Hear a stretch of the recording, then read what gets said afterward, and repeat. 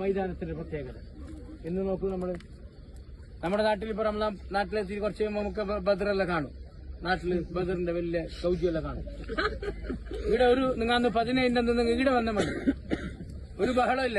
ഇവിടെ പതിവ് പോലെ ബദർ കഴിഞ്ഞു. നമ്മളെ നാട്ടിലാണ് ബദരീങ്ങളെ സ്നേഹിക്കുന്നു പറഞ്ഞിട്ട് എന്തെല്ലോ ആക്കുന്ന ആൾക്കാർ. ബദരീങ്ങളെ സ്നേഹിക്കണം. ബദരീങ്ങളെ സ്നേഹിക്കാണ്ട് ആർക്കും സ്വർഗത്തിൽ കിടക്കാനൊന്നും പറ്റൂല. ബദരീങ്ങൾ നമ്മുടെ നേതാക്കന്മാരാണ്. ഞാനും നിങ്ങളും ഇന്ന് മുസ്ലിം എന്ന അഡ്രസ്സിൽ നിൽക്കുന്നുണ്ടെങ്കിൽ അങ്ങനെ നിൽക്കാൻ ഒരു ബലം തന്നത് ആരറിയോ?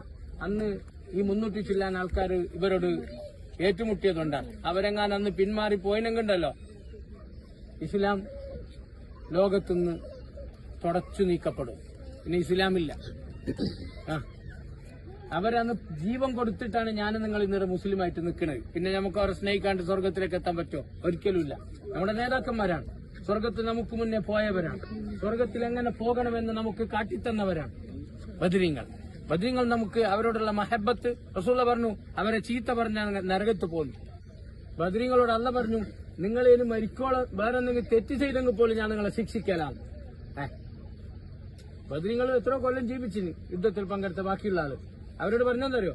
ശിഷ്ടകാല ജീവിതത്തിൽ നിങ്ങൾ എന്തെങ്കിലും തെറ്റ് ചെയ്തെങ്കിൽ പോലും ഞാൻ നിങ്ങളെ ശിക്ഷിക്കല. കാരണം നിങ്ങൾ യുദ്ധത്തിൽ പങ്കെടുത്തു, ബദറിൽ പങ്കെടുത്തു. അതുകൊണ്ട് അള്ളാഹ് അങ്ങനത്തെ ഒരു സ്ഥാനം കൊടുത്തില്ല.